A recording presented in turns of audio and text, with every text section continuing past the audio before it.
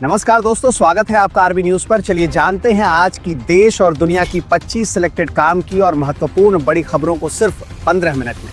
पर अभी तक आपने इस वीडियो को लाइक नहीं किया तो लाइक कर दीजिए और चैनल पर नए हैं तो सब्सक्राइब कर लीजिए। देखिए, पहली बड़ी खबर जो दिल्ली मेट्रो से जुड़ी है। आज सुबह रेड लाइन पर पीतमपुरा और वेलकम स्टेशनों के बीच सिग्नल फॉल्ट होने से मेट्रो सेवा करीब 1.5 घंटे तक बाधित रही। इस दौरान यात्रियों को भारी परेशानी का सामना करना पड़ा। कई ट्रेनों को बीच में ही रोकना पड़ा और स्टेशनों पर यात्रियों की भीड़ बढ़ गई। ऑफिस टाइम में हुई इस तकनीकी खराबी के कारण लोगों को देर तक इंतजार करना पड़ा। डीएमआरसी की टीम ने मौके पर पहुंचकर दिक्कत को दूर किया, जिसके बाद सेवा को दोबारा सामान्य कर दिया गया और ट्रेनों का संचालन फिर से शुरू हुआ। चलिए अगली खबर देखिए, जो दिल्ली नगर निगम के कर्मचारियों के प्रदर्शन से जुड़ी है। समान वेतन की मांग को लेकर करीब 1 महीने से आंदोलन कर रहे डीबीसी यानी डोमेस्टिक ब्रीडिंग चेकर कर्मियों का प्रदर्शन बुधवार को पुलिस कार्रवाई के बाद खत्म हो गया। दिल्ली एमसीडी मुख्यालय के बाहर जब कर्मचारी धरने पर डटे रहे तो पुलिस ने बल प्रयोग करते हुए करीब 3000 से अधिक प्रदर्शनकारियों को हिरासत में ले ली। कर्मचारियों का कहना है कि वे स्थायी कर्मचारियों के बराबर वेतन और सुविधाएं चाहते हैं। यूनियन ने चेतावनी दी है कि अगर मांगे नहीं मानी गई तो फिर आंदोलन होगा। चलिए आगे बढ़ते हैं खबरों में और रुख करते हैं बिहार विधानसभा चुनाव के बीच के राजनीतिक तनाव की। आज एनडीए ने अपना घोषणा पत्र संकल्प पत्र 2025 जारी किया है, जिसमें युवाओं और महिलाओं के लिए बड़े वायदे शामिल हैं। मोकामा के टाल इलाके में एक स्वराज समर्थक की हत्या के बाद माहौल गर्मा गया है। मृतक के परिजनों ने अनंत सिंह के समर्थकों पर आरोप लगाए हैं तो अनंत सिंह ने उस पर आरजेडी प्रत्याशी के पति को फंसाने का दावा किया है। तेजस्वी यादव ने इस घटना को लेकर एनडीए पर तीखा हमला किया है और पुलिस इन घटनाओं की सुनवाई और प्राथमिक जांच में जुटी। चलिए दोस्तों, अगली बड़ी खबर देखिए गुजरात के केवड़िया से, जहां प्रधानमंत्री नरेंद्र मोदी ने लौह पुरुष सरदार वल्लभ भाई पटेल की 150वीं जयंती पर उन्हें श्रद्धांजलि दी। इस मौके पर उन्होंने राष्ट्रीय एकता दिवस परेड की सलामी ली और देशवासियों को एकता, अखंडता और राष्ट्र सेवा की शपथ दिलाई। प्रधानमंत्री ने कहा कि सरदार पटेल ने जिस दूरदृष्टि और दृढ़ संकल्प से देश को एक सूत्र में पिरोया, वही भारत की मजबूती की नींव है। कार्यक्रम में केंद्रीय मंत्री, राज्यपाल और हजारों लोग शामिल हुए। इस अवसर पर रन फॉर यूनिटी का आयोजन भी किया गया। चलिए अगला अपडेट आ रहा है जो आपके स्वास्थ्य से जुड़ी अहम जानकारी दे रहा है। एम्स के डॉक्टर शिवकुमार सरीन के मुताबिक अगर आपकी गर्दन पर काली या नीली रेखाएं दिखने लगी हैं तो यह मेटाबॉलिक समस्या और फैटी लिवर का शुरुआती संकेत हो सकता है। फैटी लिवर तब होता है जब लिवर में जरूरत से ज्यादा वसा जमा हो जाती है। इसकी मुख्य वजहें हैं गलत खान पान, मोटापा, डायबिटीज और निष्क्रिय जीवन शैली। शुरुआत में इसके लक्षण सामान्य होते हैं, जैसे थकान, पेट में भारीपन या पाचन गड़बड़ी। डॉक्टर सरीन ने सलाह दी है कि ऐसे संकेत दिखने पर तुरंत जांच करानी चाहिए। चलिए आगे बढ़ते हैं खबरों में, जो सोने के दामों में गिरावट से जुड़ी है। 31 अक्टूबर को देश भर में सोने की कीमतों में मामूली कमी देखी गई। दिल्ली में 24 कैरेट सोना 10 ग्राम के लिए 31,620 रुपये और 22 कैरेट सोना 1,11,499 रुपये पर रहा। मुंबई, कोलकाता और चेन्नई में भी भावों में हल्की गिरावट दर्ज हुई। विशेषज्ञों का कहना है कि अमेरिकी फेडरल रिजर्व की ब्याज दरों में कटौती की धीमी गति और अंतर्राष्ट्रीय बाजार में स्थिरता के कारण सोने की कीमतों में यह नरमी देखने को मिली। चलिए दोस्तों, अगली बड़ी खबर देखिए जो आज की बड़ी सार्वजनिक घटना से जुड़ी है। आज सरदार वल्लभ भाई पटेल की 150वीं जयंती और राष्ट्रीय एकता दिवस के अवसर पर नरेंद्र मोदी ने गुजरात के एकता नगर में स्टैच्यू ऑफ यूनिटी के समक्ष उन्हें श्रद्धांजलि दी और देशवासियों को एकता व अखंडता की शपथ दिलाई। इस दौरान उन्होंने कहा कि पटेल ने देश की एकता और संप्रभुता को सर्वोपरि रखते हुए 500 से अधिक रियासतों को आजाद भारत में शामिल किया और आज हमें उस विरासत को आगे बढ़ाना है। उन्होंने यह भी कहा कि आज देश की एकजुटता को घुसपैठियों व अंदरूनी चुनौतियों से खतरा है, जिसे हम सब मिलकर टाल सकते हैं। चलिए आगे बढ़ते हैं खबरों में, जो पाकिस्तान और अफगान तालिबान के बीच बढ़ती बातचीत से जुड़ी है। तुर्की के इस्तांबुल में हुई बैठक में दोनों पक्षों ने युद्ध विराम जारी रखने और एक निगरानी तंत्र स्थापित करने पर सहमति जताई है, जिससे किसी भी उल्लंघन पर कार्रवाई की जा सके। तुर्की के विदेश मंत्रालय ने बताया कि यह फैसला क्षेत्र में स्थिरता और शांति बहाल करने की दिशा में एक अहम कदम है। समझौते के तहत अगले चरण की वार्ता 6 नवंबर को इस्तांबुल में होगी, जहां इस तंत्र को लागू करने की रूपरेखा और जिम्मेदारियां तय की जाएंगी। चलिए अगली खबर देखिए मुंबई के पवई इलाके, जहां रोहित आर्य नाम के व्यक्ति को पुलिस ने एनकाउंटर में मार गिराया। करीब 50 वर्षीय रोहित ने एक स्टूडियो में 17 बच्चों समेत 19 लोगों को बंधक बना लिया था। बताया गया कि वह एयर गन, पेट्रोल और ज्वलनशील रबर सॉल्यूशन से लैस था और खुद को फिल्म निर्देशक बताकर बच्चों को ऑडिशन के बहाने बुलाया था। 3 घंटे चले रेस्क्यू ऑपरेशन में पुलिस ने सभी बच्चों को सुरक्षित बाहर निकाला और जवाबी कार्रवाई में रोहित आर्य को गोली मार दी। बाद में उसे अस्पताल ले जाया गया, जहां उसकी मौत हो गई। चलिए आगे बढ़ते हैं खबरों में बिहार की, जहां एनडीए ने विधानसभा चुनाव 2025 के लिए अपना संकल्प पत्र जारी किया है। इस घोषणा पत्र में 1 करोड़ सरकारी नौकरियों के सृजन, राज्य के 4 बड़े शहरों में मेट्रो सेवा की शुरुआत, हर महिला को 2 लाख रुपए तक की आर्थिक सहायता और किसानों के लिए सम्मान निधि जैसी योजनाओं का वादा किया गया। साथ ही कृषि इंफ्रास्ट्रक्चर में 1 लाख करोड़ रुपए के निवेश का लक्ष्य रखा गया है। एनडीए नेताओं का कहना है कि यह घोषणा पत्र बिहार को आत्मनिर्भर और युवाओं को रोजगार युक्त बनाने की दिशा में ठोस कदम है। चलिए आज के मौसम समाचार पर भी नजर डाल लेते हैं। चक्रवाती तूफान मोथा से जुड़ी यह खबर देश के कई राज्यों में मौसम का मिजाज बदलने की जानकारी दे रही है। भारतीय मौसम विभाग के अनुसार यह तूफान कमजोर होकर गहरे अवसाद में बदल गया है, लेकिन इसके असर से मध्य प्रदेश, राजस्थान, उत्तर प्रदेश, बिहार और तेलंगाना में भारी बारिश का अलर्ट जारी किया गया है। कई इलाकों में पेड़ गिरने, सड़कों पर जलभराव और यातायात प्रभावित होने की खबरें हैं। मौसम विभाग ने अगले 24 घंटों तक सतर्क रहने की सलाह दी है, जबकि प्रशासन ने निचले इलाकों में रहने वालों को एहतियात बरतने को कहा है। चलिए आगे बढ़ते हैं खबरों में, जो सरदार वल्लभ भाई पटेल की 150वीं जयंती और राष्ट्रीय एकता दिवस से जुड़ी है। हालांकि पटेल देश के पहले प्रधानमंत्री बन सकते थे, पर महात्मा गांधी ने उनकी प्रक्रिया को रोक दिया था। कांग्रेस के अधिकांश प्रदेश कमेटियों ने पटेल का नाम प्रस्तावित किया था, लेकिन गांधी जी ने पंडित जवाहरलाल नेहरू को ही चयनित किया, क्योंकि वे अंतर्राष्ट्रीय स्तर पर जाने पहचाने नेता थे और सत्ता हस्तांतरण के वक्त उनके पास संवाद की क्षमता थी। संसद के पहले अंतरिम सरकार की सहमति के तहत 1946 में नेहरू को कांग्रेस अध्यक्ष और बाद में प्रधानमंत्री नियुक्त किया गया।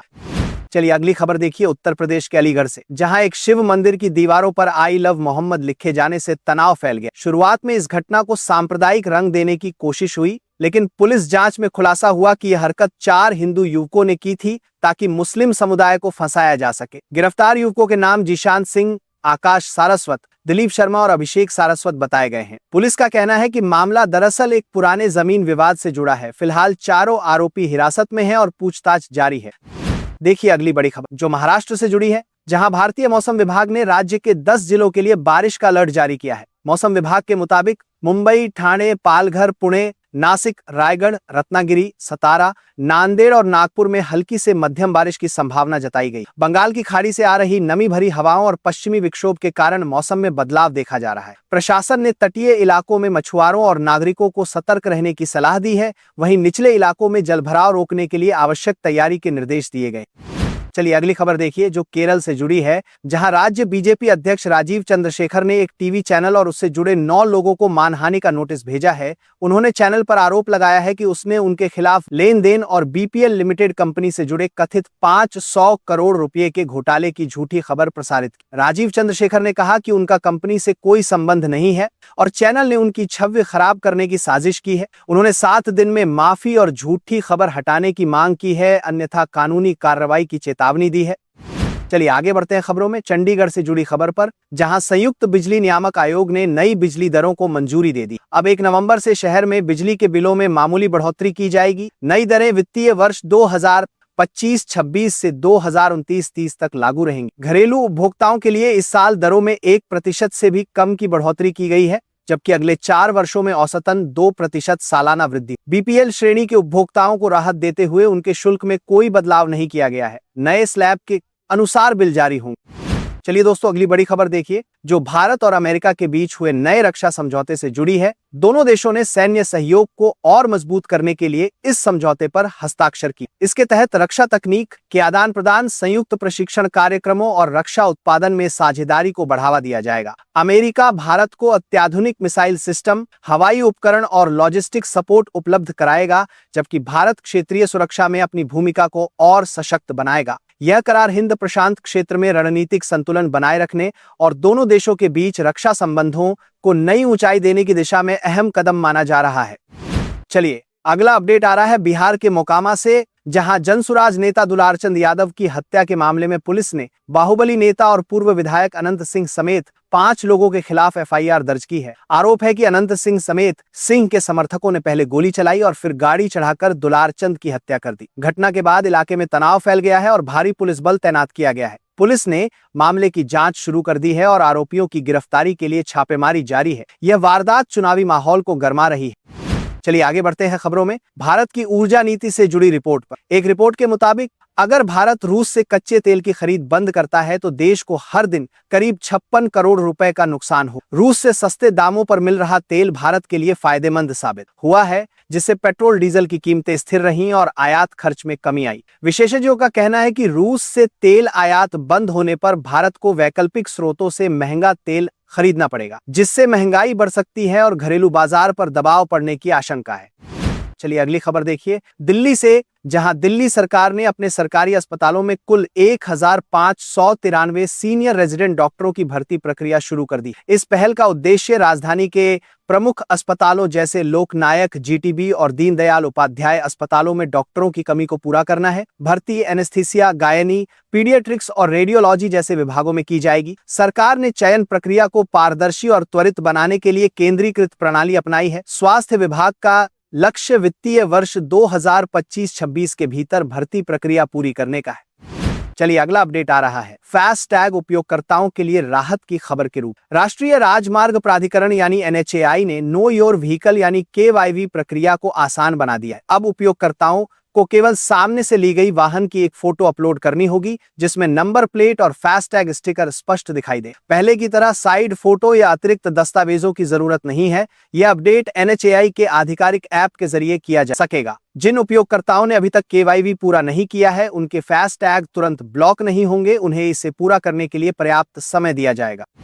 चलिए दोस्तों अगली बड़ी खबर देखिए, जो बिहार की राजनीति से जुड़ी है, जहां राहुल गांधी के छठ पूजा पर दिए बयान को लेकर विवाद तेज हो। राहुल ने प्रधानमंत्री नरेंद्र मोदी पर आरोप लगाया था कि वे छठ जैसे पवित्र पर्व को वोट पाने का जरिया बना रहे हैं। इस बयान पर बिहार के मंत्री और बीजेपी नेताओं ने तीखी प्रतिक्रिया दी। उन्होंने कहा कि राहुल गांधी ने बिहार की आस्था का अपमान किया है और लालू राबड़ी की चुप्पी पर भी सवाल उठाए हैं। वहीं कांग्रेस ने दावा किया कि राहुल के बयान को गलत तरीके से पेश किया गया है।